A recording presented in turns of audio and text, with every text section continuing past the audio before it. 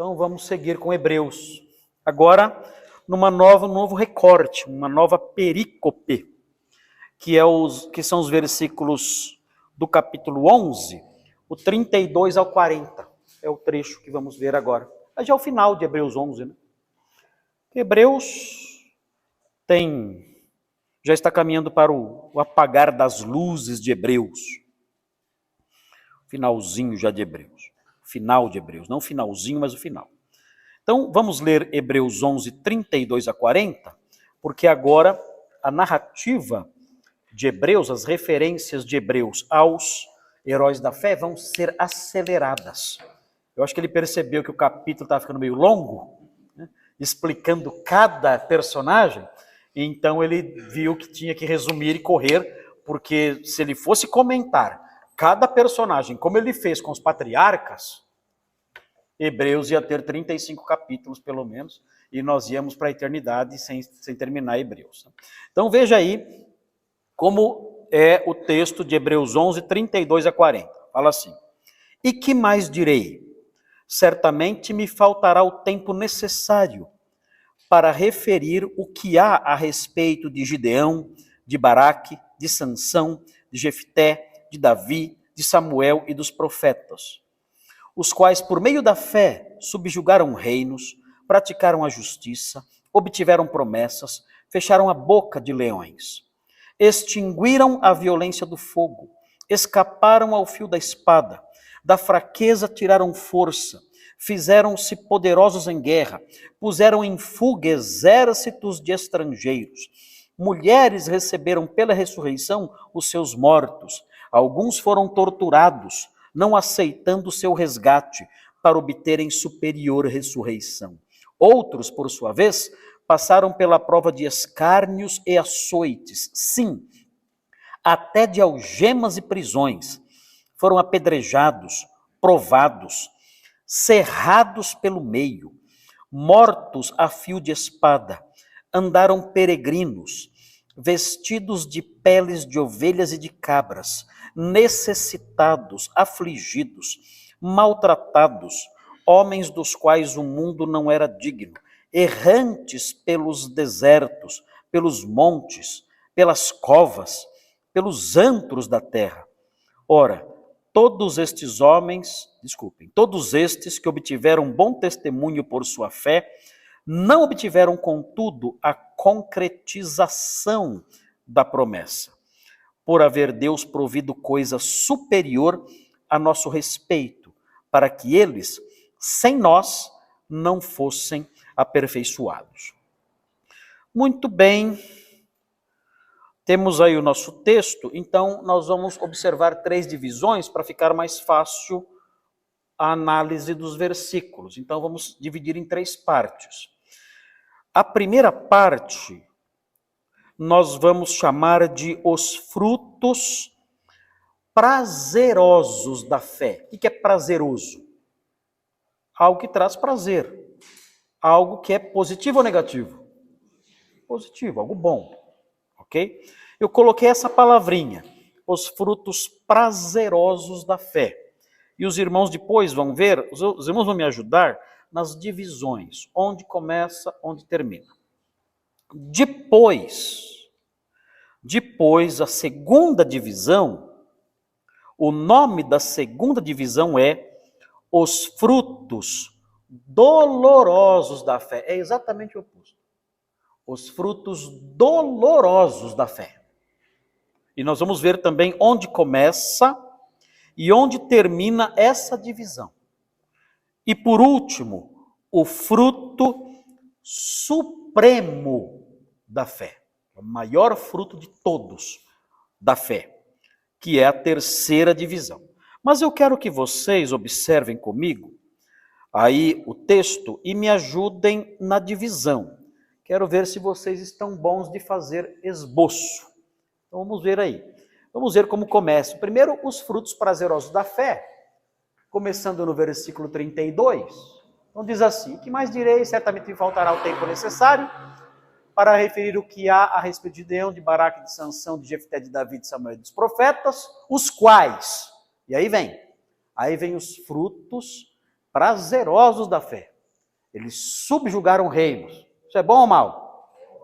Bom, eu gostaria de subjugar reinos, né? Ser um grande general. Né? Praticaram a justiça. É bom ou mal? Bom. Obtiveram promessas. É bom ou mal? Bom. Fecharam a boca de leões. Ótimo, maravilhoso.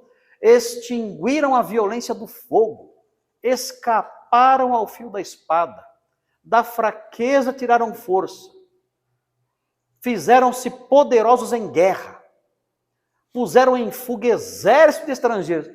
Bom ou não? Esse é vitorioso, né? Essa é a teologia Essa é a prosperidade, né? Só vitória, né? É só vitória, né? Essa é só tomando posse, né? Só tomando posse da bênção. Tá bom, vai esperando. Vai esperando. Ok. Onde é que tá? Mulheres receberam pela ressurreição seus mortos. Amém? Aleluia. Okay. Então, joia. Ou seja, até aqui, olha como segue. Alguns foram torturados. Aleluia. Não, aqui já não vai entrar um aleluia muito vigoroso, não. Agora está amarrado. No começo é glória a Deus, aleluia, é a fé. Falou tortura, está amarrado. Aí já muda.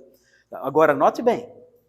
Tudo é para o autor de Hebreus, a fé traz uma coisa como traz a outra. Isso é cristianismo. Isso aqui. O evangelho falso para aqui, ó. Para aqui. Só glória. Só que o evangelho verdadeiro, a doutrina verdadeira, ela prossegue, ela vai em frente. E é feio o negócio. É muito feio. Vocês vão ver. Note bem, então, onde termina a primeira divisão? Os frutos prazerosos da fé. Termina onde? Vai do 32 até o 35A. 35A. Do 32 ao 35A. E aí começa o 35B. 35B, aí são os frutos dolorosos da fé. Você fala, eu gosto mais do primeiro. Eu também gosto do primeiro. Mas é assim, a fé traz tudo isso. Não dá para você escolher. Alguns foram torturados, não aceitando o seu resgate para obterem superior ressurreição. Vamos aprender depois o que significa isso. Né? Outros, por sua vez, passaram pela prova de escárnios e açoites. Sim, até de algemas e prisões aqui. Parece que é o contrário, né? Um lá só ganhando, fecha a boca de leão, vence a espada. Isso aqui é o contrário. É o oposto. Vamos ver a sequência. Foram apedrejados, provados, cerrados pelo meio, mortos ao fio da espada. Meu Deus! Andaram peregrinos. Olha a miséria, olha a pobreza. Não tem onde morar. Vestidos de peles de ovelhas e de cabras, necessitados, afligidos e maltratados. A miséria. Isso aqui é um esmoler, é um andarilho. O cara está com fome. Ó, homens dos quais o mundo não era digno, errantes pelos desertos, pelos montes, pelas covas, pelos antros da terra. Ora, todos estes obtiveram bom testemunho por sua fé. Ora, todos estes que obtiveram bom testemunho por sua fé, não obtiveram, contudo, a concretização da promessa. Bom, onde termina a segunda divisão? Os frutos dolorosos. Onde termina? 38, né? Acaba aqui, ó. Andando pelos antros da terra. Aí termina os frutos dolorosos. E onde começa? Aí vem o 39 e 40. Agora, que ficou fácil, sobrou 2. Né? Aqui já é o fruto supremo. Qual é o fruto supremo da fé? Concretização da promessa. Eles morreram sem obter a concretização da promessa. Né? Porque Deus tem que completar o seu povo. Né? No seu plano, eles não receberam a promessa porque Deus queria nos incluir nisso tudo. Então essa última parte aqui, 39 e 40, é o fruto supremo da fé. Aí fica a divisãozinha certinha. Faz sentido essa divisão? Faz sentido, não faz?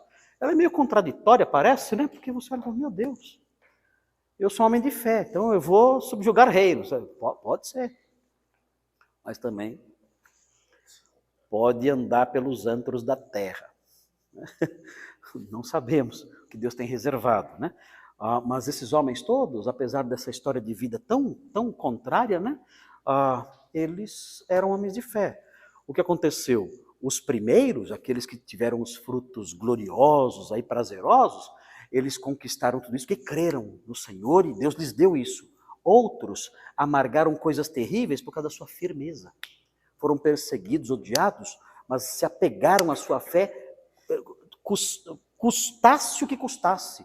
Eles se apegaram a essa fé, sofreram por ela até o fim. Então é muito interessante isso. Então, isso é importante por quê? Porque o autor de Hebreus coloca desse jeito, esse contraste tão violento. Por quê? Por causa dos seus leitores. Seus leitores tinham que entender que a fé, ela pode trazer grandes vitórias, como ela pode trazer também grandes problemas. O que vocês acham dessa verdade? É verdade isso? É verdade. Não é uma coisa paradoxal?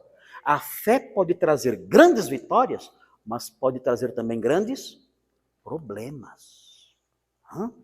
E agora, nós que somos crentes, nós enfrentamos... Como que é a nossa vida? Nós enfrentamos só a primeira parte ou enfrentamos a segunda também? As duas. Nós temos vitórias que vêm da fé? Temos. Alegrias que vêm da fé? Temos. Mas temos problemas? Temos. Então é importante, o autor de Hebreus quer ensinar os seus leitores. Você olha, isso que vocês estão passando, os sofrimentos que vocês têm, isso é resultado de uma fé sólida. A fé produz isso. Agora, notem bem, vocês também podem ter grandes vitórias, a fé pode trazer isso também para vocês. Então há esse equilíbrio aí nessa concepção. Nós não podemos ter uma visão meramente pessimista, só problema, crente só sofre, paulada na cabeça o tempo todo. Não é certo isso, não é certo ser um crente pessimista, que por ser crente, acha que tem que levar só paulada o tempo todo. Paulada, eu sou crente, tem que sofrer, pagar o preço. Não. Essa é uma dimensão da vida cristã. Existe uma outra dimensão, que são as alegrias e as vitórias que Deus nos dá pela fé. Não posso também pegar só o primeiro lado. Não, é só vitória, só vitória, só vitória. Isso não é verdade. Não é verdade. Por isso que é legal estudar a Bíblia. O que a Bíblia faz? Ela coloca a nossa visão no lugar certo, correto. Nos dá equilíbrio. Nós olhamos para essas coisas e vemos, não, eu sou uma pessoa equilibrada. Deus pode me dar a vitória por ser alguém fiel e crer nele. Mas eu também posso ter problemas por ser um homem fiel. Isso vai me surpreender? Não. Por quê? Porque eu estudei Hebreus. Aprendi Hebreus. E aprendi que essa é a forma como Deus age. Não tem problema nenhum com isso. Será que nós poderíamos chegar para essas pessoas aqui, ó, encontrar esse homem errante pelo deserto e falar assim, ó, o seu problema é falta de fé? Porque eu posso falar isso. Ó, você está aí pelo deserto aí, ralando que nem um bicho aí, porque você não tem fé. É o contrário. Você está em pecado. É por isso que você está aí, rastejando pelos antros da terra. Você não tem fé. É exatamente o contrário. O autor de Hebreus fala, por causa da fé que ele está rastejando pelos antros da terra. Então, nós não podemos comprar essa visão desequilibrada, mentirosa que há por aí fora. Não podemos. A gente cansa de ouvir isso, né? Liga lá a televisão e está lá o pastor. Olha, tá, Deus não quer a miséria para você. Deus não quer que seja miserável. Não. Meu Deus. Então tem alguma coisa errada aqui. Porque eu não consigo ver uma lista mais assustadora e miserável do que essa aqui. Do segundo ponto. Tem o primeiro ponto, é verdade. Mas uma meia-verdade não representa fidelidade à palavra de Deus. Se eu pregar só o versículo 32, 33, 34 e 35a, eu não estarei pregando a verdade completa, estarei enganando as pessoas. Eu tenho que pregar o texto todo, até o versículo 40. Mostrando, não, a fé pode trazer sérios problemas. Alguém pode empobrecer e enfrentar a miséria, uma miséria assustadora, por ser fiel, por crer e se manter firme. Isso pode acontecer. E Hebreus mostra isso. Essa é a visão completa, essa é a visão geral, essa é a visão certa, bíblica da fé. Ok? Vocês acham disso? O Senhor Jesus disse, nesse mundo tereis aflição. Tenha bom ânimo. Eu venci o mundo, ele falou, né? E por outro lado, ele não falou, nesse mundo tereis só aflição. Se tivesse dito isso, né? Meu Senhor. Mas não falou isso. Ou seja, nós temos na vida cristã vitórias, não temos? Muitas vezes acontece, Deus nos abençoa de uma forma que, meu Deus, olha que maravilha isso. Olha que oportunidade apareceu para mim, é a mão de Deus me abençoando. Olha, quem diria, olha o que eu consegui. Olha o que eu consegui. É a mão de Deus que me abençoou, que me tirou daquela situação. Olha que bênção maravilhosa. E louvamos a Deus feliz. Quem dera fosse sempre assim. Mas essas coisas compõem nossa experiência. E são resultados, sim, das nossas súplicas, da nossa fé no Senhor. E são maravilhosas. Mas é errado dizer que a vida cristã é só isso. Não é. E dizer que quando vem o problema é porque eu não tenho fé. Mentira. É mentira. Isso é para gerar culpa nas pessoas e escravizar as pessoas. A fé dos homens dos versículos 35b até o 38 era a mesma fé dos homens dos versículos 32 a 35a. A mesma fé. Os resultados eram diferentes? Eram, mas era a mesma fé. Os dois grupos são olhados pelo autor de Hebreus como dignos de admiração, modelos, porque eram pessoas de fé. Então temos que aprender isso. Não se deixe enganar pelos falsos mestres de hoje, que enganam a gente com metade da verdade e confunde. Porque conta metade, você fala, é verdade, está aqui. Mas é uma montagem. Sonegam as outras informações e nos enganam. Elão. Alão. Ou pode ser um grupo só passando pelas duas situações? Parece que ele tem em mente no começo a história, por exemplo, de Davi. Subjugou reinos. Daniel fechou a boca de leões, né? Sim, teve. Mas assim, eu me refiro ao seguinte, na cabeça dele, por exemplo, Daniel, ele foi um homem que você não consegue colocá-lo caminhando pelos antros da terra. Ele viveu na corte da Babilônia, fechou a boca de leões e tudo mais. Os amigos dele viram a violência do fogo ser extinta. Então parece que ele pensa nessas histórias. E depois parece que ele muda o grupo. Mas isso, mesmo que ele mude o pensamento e comece a pensar em outros personagens, isso não significa que uma pessoa só não possa passar pelas duas coisas. Você mencionou Davi. Davi é alguém que, olha só, Davi ele subjugou reinos e também andou pelos desertos, quando fugiu de Absalão. Elias também. Experimentou vitórias grandiosas, depois estava chorando lá, né, esperando o corvo dar comida para ele. Então, ou seja, isso é importante porque eu acho que o autor de Hebreus, ele difícil entrar na cabeça dele, né? Mas parece que o autor de Hebreus ele está pensando em personagens diferentes, porque é muitos personagens. Você não consegue comparar. Você vê, por exemplo, Jeremias, você não vê Jeremias desfrutando nenhum dia de alegria. Só chorando o tempo todo. Só até jogaram ele no buraco, literalmente. Jogaram num poço, fica aí. No poço. Meu Deus, com lama. Que miséria é essa, né? Você nunca vê Elias, né? Subjugando reinos e vencendo. Elias não, Jeremias, nunca vê. Então parece que na cabeça dele, ele está pensando em personagens diferentes. Parece. Porque a cabeça dele está na história do Antigo Testamento. Caminhando. Né? Ele fala dos juízes, depois fala de Davi, que é rei, depois fala dos profetas, porque ele está caminhando para frente. Então, pensando nessas experiências distintas. Mas é importante lembrar isso, que o Alão quer destacar. Uma pessoa só, ao longo da vida, pode passar pelas duas coisas. Exatamente. Graças a Deus que ninguém aqui é um Jeremias, que é só paulada na cabeça o tempo todo. Ninguém aqui é, né? Eu não conheço, bom, não sei. Não me lembro de nenhum Jeremias moderno, que a vida inteira só paulada. Não conheço. Geralmente, na nossa experiência, as coisas são mescladas. Nós temos lembranças lindas da nossa fé, de realizações que Deus nos deu, maravilhosas. Olha como Deus me abençoou. Quem diria que eu ia ter essa casa? Ele me deu. Eu jamais imaginava que ia ter essa casa. Jamais imaginava que ia conseguir esse emprego. Jamais imaginava que ia ter esse carro. Jamais imaginava que ia conseguir constituir uma família maravilhosa como essa que eu tenho. E Deus me ajudou, me tirou de uma situação difícil, me colocou nessa posição. Que bênção maravilhosa.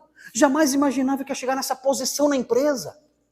Já sou aqui, eu e o Elon Musk estamos ali, né, competindo.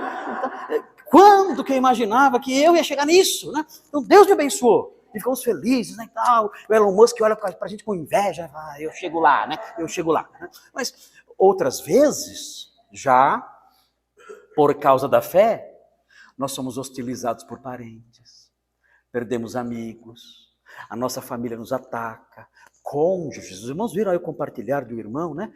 Na classe Novos Membros, os irmãos viram, dizendo, olha, minha esposa, eu não tenho sossego mais em casa. Orem pela minha esposa, que eu estou ficando maluco. Da forma como ela me hostiliza o tempo todo. Ele compartilhou no grupo, por isso estou falando aqui. O irmão dizendo, ele me hostiliza o tempo todo. Eu começo a ouvir um sermão, ela bate a porta, se tranca no quarto, me ataca. Inferno. Por quê? Porque ele é um homem fiel. Se ele estivesse num boteco, estaria em paz com a família. Se estivesse num boteco, enchendo a cara, chegando bêbado, ela ia ser uma esposa maravilhosa. Ia protegê-lo, defendê-lo, buscá-lo. Mas ele é um crente. E isso não dá para suportar. Então, nós vemos essas coisas. E é possível acontecer com a gente também.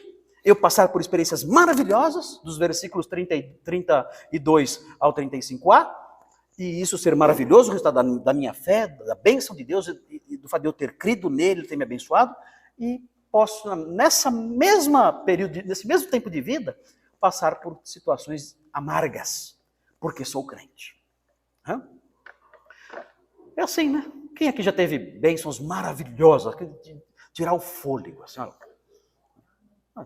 Nem falar, olha, quando o Senhor restaurou a sorte de Sião, ficamos como quem sonha. Como que é quem sonha?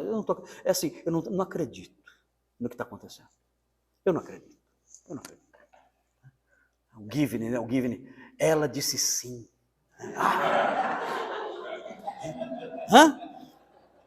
Ficamos como quem sonha. Eu não acredito. Eu estou sonhando. Deus atendeu minha súplica, né? Me livrou. Né? Enfim, e quem já passou por situações tristes, de solidão, de vale sombrio, porque é crente, por causa da fé. Quem já passou por isso? É isso aí.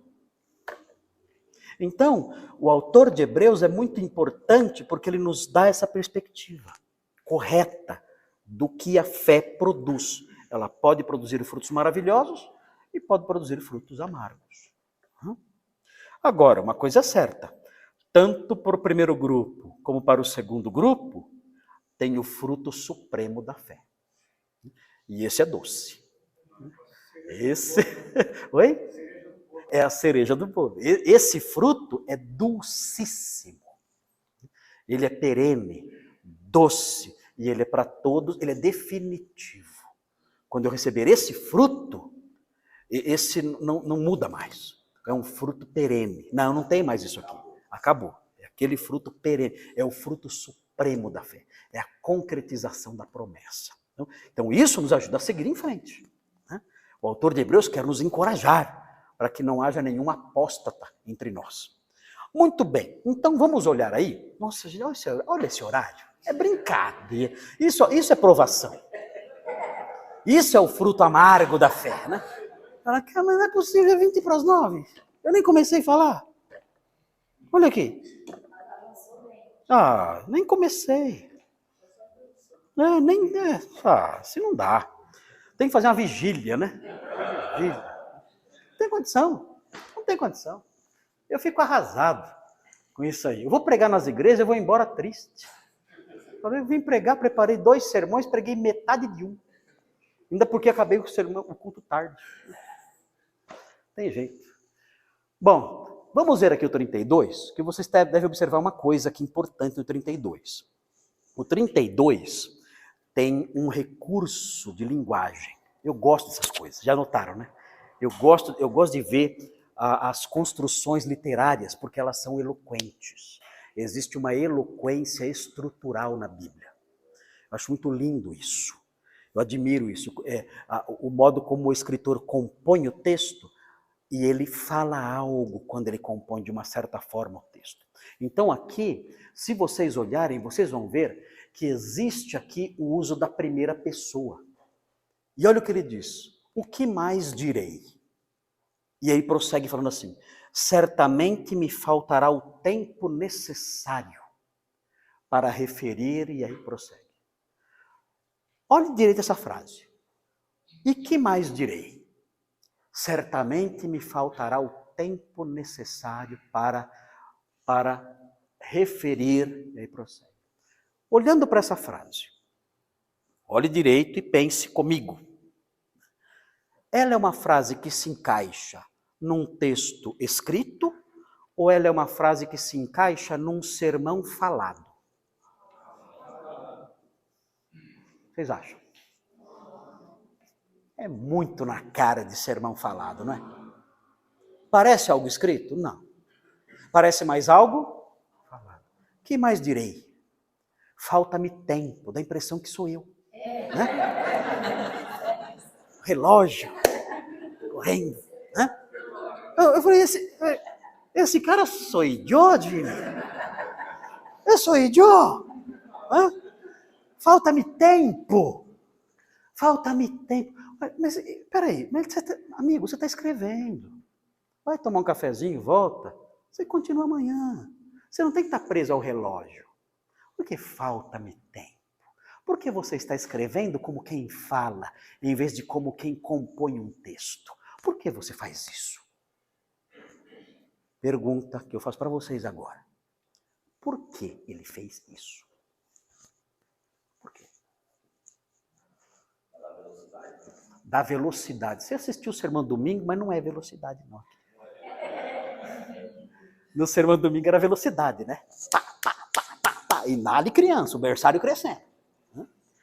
Lá era velocidade, aqui não é. Isso aqui não dá um tom de aproximação e pessoalidade. É como se eu estivesse com vocês, não é uma carta.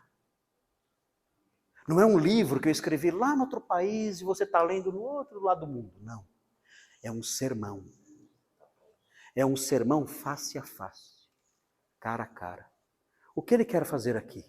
Ele quer criar um link de proximidade com os leitores.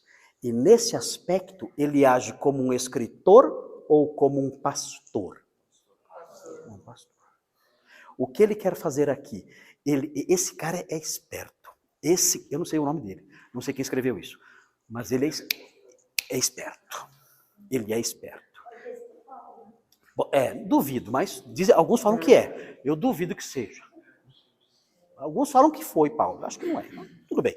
Mas enfim, o fato é que ele é muito esperto, porque ele está usando um recurso em que ele fala de forma subjetiva, como se estivesse olhando no rosto das pessoas, dentro de um ambiente fechado, pronunciando um sermão para eles, agindo não como um escritor formal, mas como um pastor que aconselha suas ovelhas.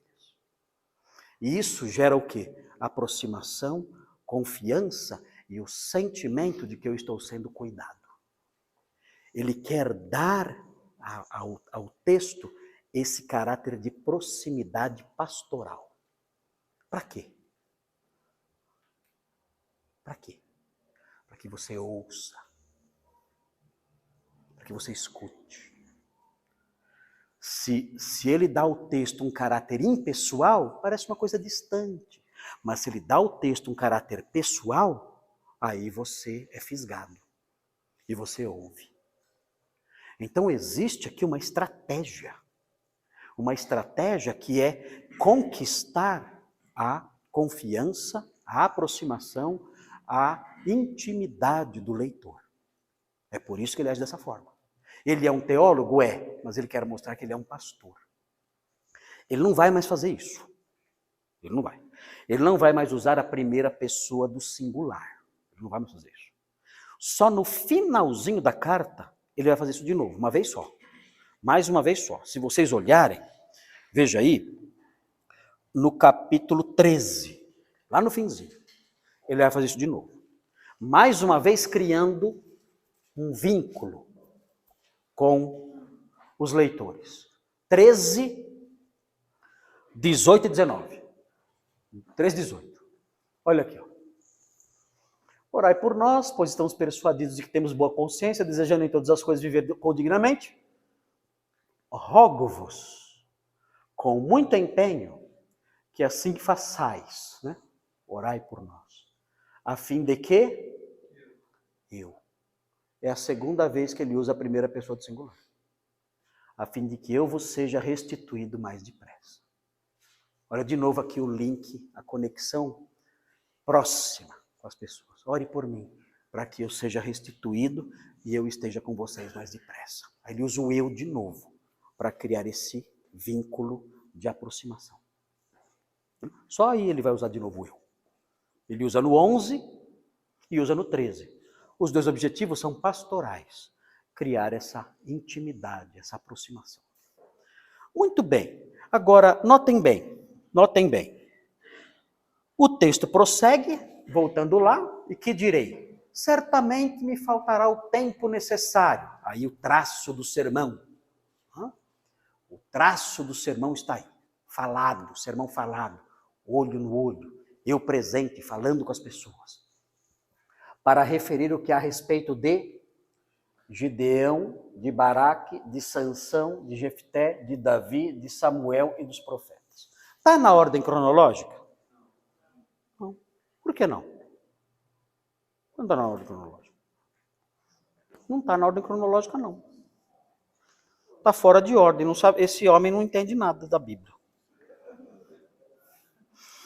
Gideão vem depois de Baraque. O certo seria Baraque primeiro, depois Gideão. Jefté vem antes de Sansão. Ele colocou Sansão antes de Jefté. Samuel aparece antes de Davi. Só depois de Davi. Ele inverteu tudo. Por que ele inverteu? Por quê? Uma boa pergunta, né? Será que ele não tem noção? Será que ele não tem noção do que está falando? Bom, é assim. Talvez a sacada seja o seguinte. A sacada talvez seja você ler em duplas. Gideão e Baraque, Sansão e Jefté, Davi e Samuel. Se você ler em duplas, aí tem 3 duplas. E ele coloca na frente o personagem da dupla, que é o que tem mais proeminência. Entenderam? Ele coloca em duplas. Coloca em duplas, e aí dentro da dupla, ele coloca em primeiro lugar o que é mais preeminente. Então a primeira dupla, quem é mais preeminente? Gideão. Gideão é mais preeminente do que Baraque.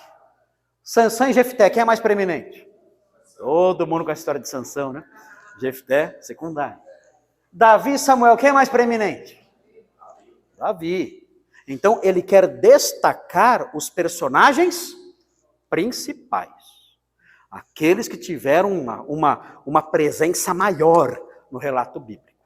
Então é mais uma forma que ele usa aqui para dar os seus destaques. O que nós faríamos se nós fôssemos escritores hoje e quiséssemos dar destaque para alguns personagens? O que faríamos? Escreveríamos em negrito.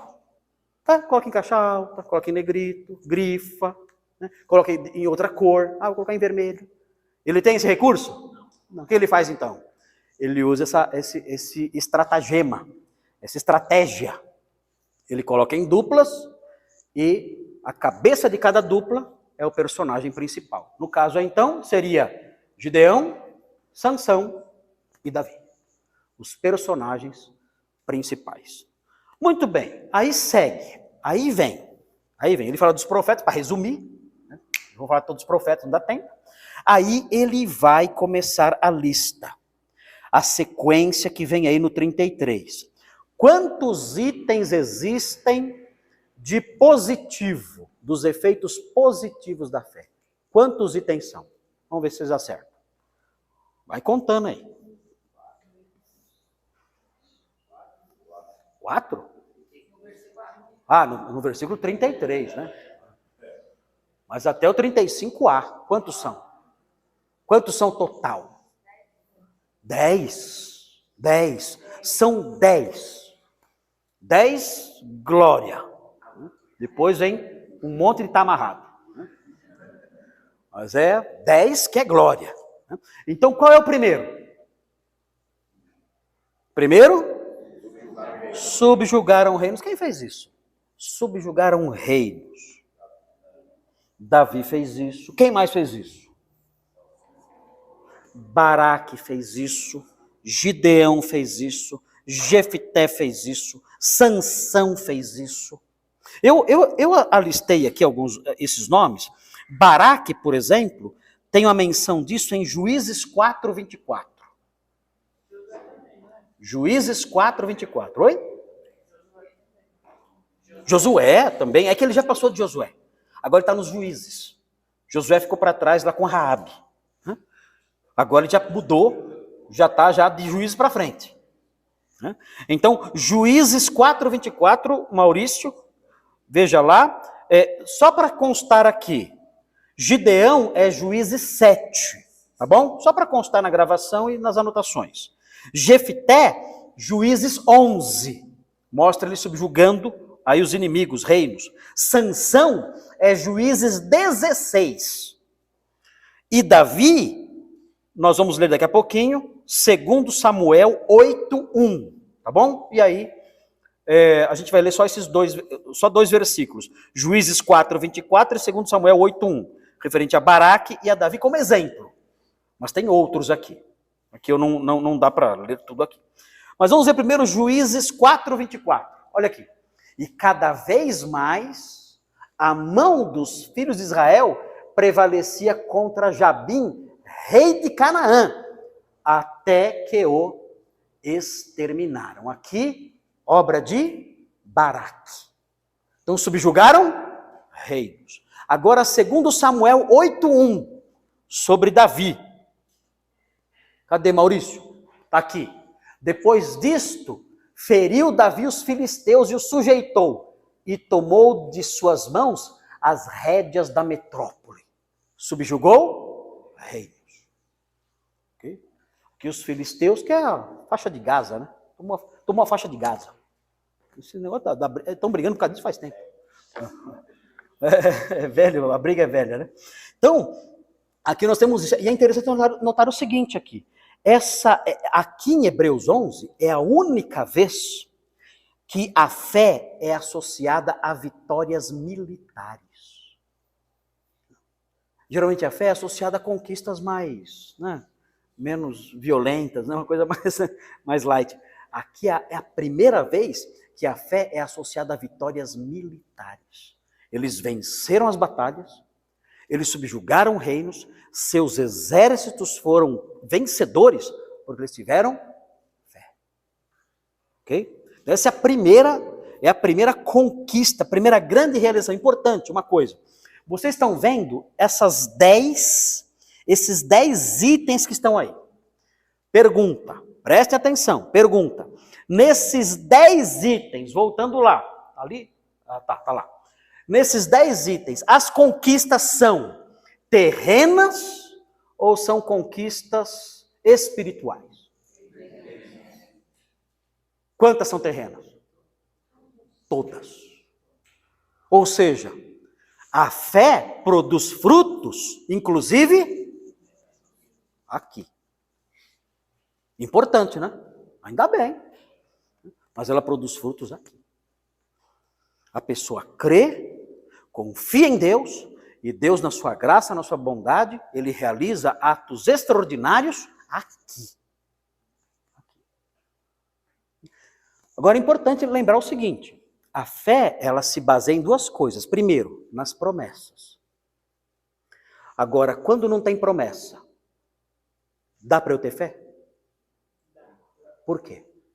Porque a fé se baseia nas promessas e no poder de Deus. São as duas bases da fé. Quando eu não tenho uma promessa, então eu deposito a minha fé no poder de Deus. Por exemplo, estou doente. Tem alguma promessa de que Deus vai me curar? Não tem. Ah, então não vou orar. Não tem promessa. Como é que eu vou ter fé se não tem promessa? Não. Mas Deus tem poder? Tem. Eu creio no poder? Creio. Então eu vou orar com base no poder de Deus. E aí então Deus responderá conforme a minha fé e conforme a sua graça. E isso acontece aonde? Essas realizações acontecem onde? Aqui, neste mundo. Ok? Eu me lembro quando eu estava voltei do hospital depois que eu operei, eu sempre falo disso porque foi muito traumático para mim. Eu tinha muitas dores, muitas dores. Passava a noite com dores, assim. Simone dormindo ao lado, eu não queria acordar, então eu ficava lá, olhos abertos, dores e temores. Tinha muito medo de voltar para o hospital. Então eu ficava lá, à noite, acordado. E eu me lembro que uma vez, vocês não vão acreditar, eu estava com aquela dor me incomodando aqui assim, e eu orei e falei assim, Senhor, aquela mulher que tinha um fluxo no sangue, ela estendeu a mão, ela não tinha promessa nenhuma, mas ela estendeu a mão e tocou na orla do seu vestido. E ela foi curada. Assim, o senhor não está aqui para eu tocar na orla do seu vestido, o senhor não está aqui.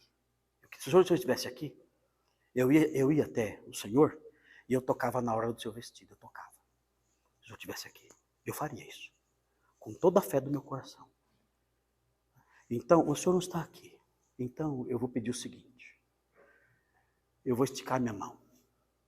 Olha só. Que nem uma criança, né? Nem uma criança. Eu vou esticar minha mão. E o senhor, por favor, considere-se tocado, por favor. Estiquei a mão no escuro. Simone não estava vendo, se ela estivesse vendo, ela falaria, ele ficou louco agora.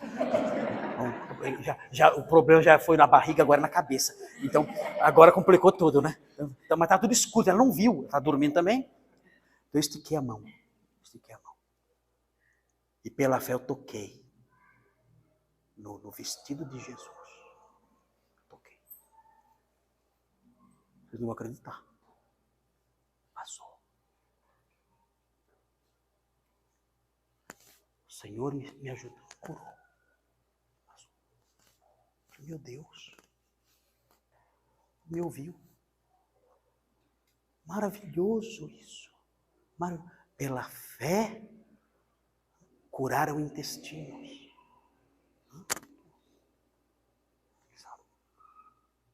Vocês acreditam no que eu contei para vocês ou não? Você acha que Deus pode fazer isso? Você acha que Ele fez? Você acha que foi minha cabeça? Não. Minha cabeça não faz isso não. Ainda não. Glória a Deus. Glória a Deus. É o poder de Deus. Eu confiei no seu poder. Não tinha promessa nenhuma para mim. Eu confiei no poder de Deus. Ele teve pena de mim. Ele me olhou e ficou com pena de mim. E eu falava, Senhor, eu creio de todo o coração.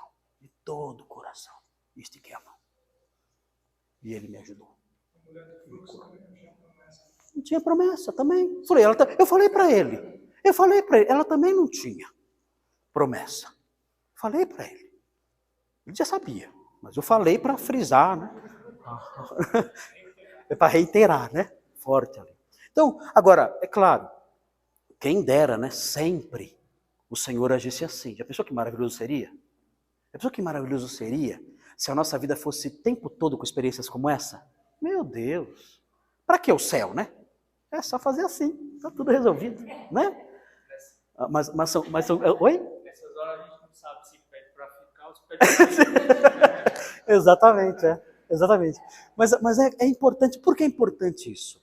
Porque a nossa fé não é uma coisa só escrita num papel. Ela é real.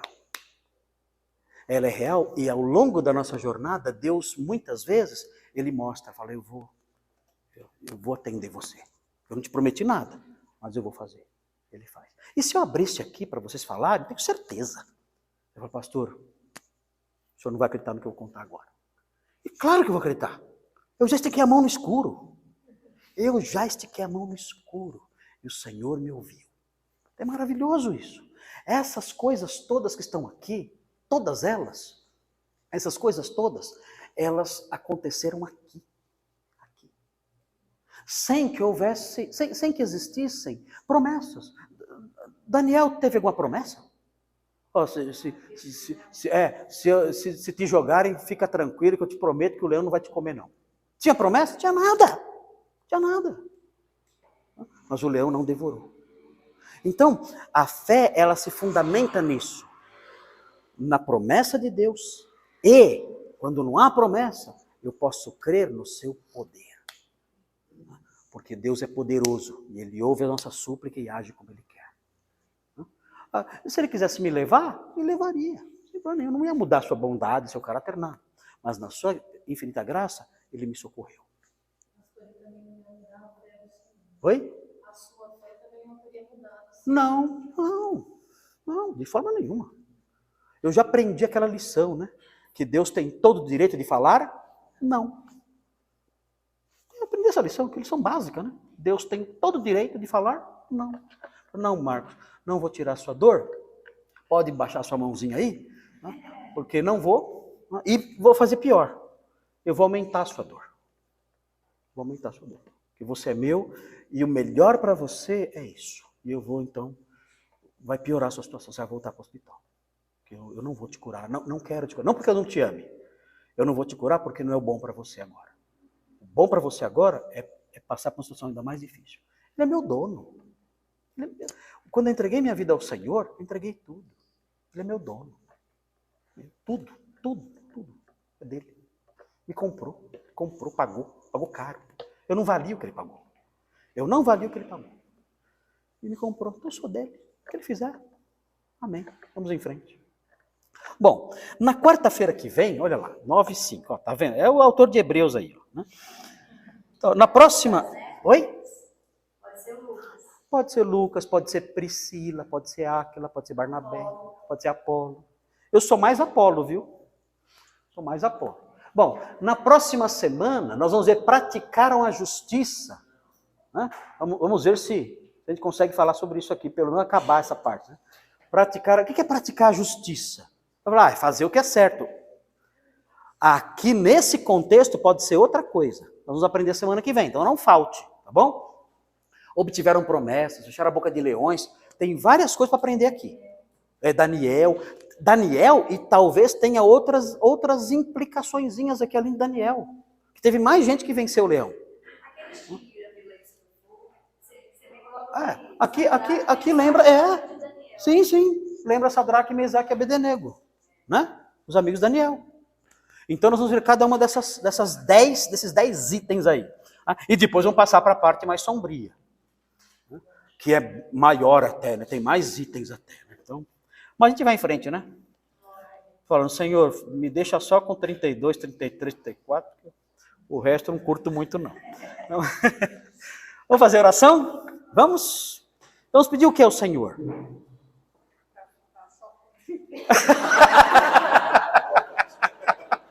A gente pode pedir, né? Ele pode falar, não, eu vou te dar um pouco de 36, vou dar um pouquinho de 36 para você. Né? Vou te dar um 38. Não, 38 é o outro, né? 38 é o outro. Cadê? 38 já é o finalzinho. Não, 38 também é amargo. É o 39, 38 é amargo também. Não pode pedir, ninguém vai pedir o 38, 37, né? Mas a gente pode pedir o seguinte, ó, Senhor, dá-me a fé e venha o que vier. Não é melhor essa oração? Né? Essa é melhor, né, Alão? Dá-me a fé e venha o que vier. Essa que é a oração certa. Então vamos fazer oração. Senhor Deus, dá-nos a fé. E venha o que vier, Senhor. Se o Senhor quiser que essa nossa fé, anteceda as vitórias dos versículos 32 até a primeira parte do versículo 35, que assim seja, nós louvamos o seu nome. Mas, ó Deus, se a nossa fé deve preceder o que vem logo a seguir, os versículos 35, a segunda parte, até o versículo 38, que o Senhor nos fortaleça e nos ajude. Mas o que queremos é essa fé genuína. E queremos que ela seja solidificada em nós, consolidada em nós. Para que, quando tivermos vitórias, exaltemos o seu nome. E quando tivermos provações, permaneçamos firmes em qualquer situação, crendo sem vacilar. Ajuda-nos, Senhor, nisso. Obrigado por esse texto maravilhoso, ó Deus. Que riqueza, ó Deus. Ajuda-nos a abraçá-lo, a assimilá-lo, a crescer no conhecimento dessas coisas, para que sejamos crentes conforme a descrição da sua palavra, e não conforme a imaginação dos homens, ó Deus. Ajuda-nos nessas coisas, suplicamos essas bênçãos. Pedimos agora que o Senhor nos leve em segurança para casa e que em breve estejamos juntos de novo, seu povo reunido, os seus eleitos reunidos, adorando o seu nome. Concede-nos a bênção de nos reunirmos novamente para prosseguirmos conhecendo o seu caráter e os seus feitos e adorando o seu nome em comunidade. Pedimos essas bênçãos em nome de Jesus. Amém.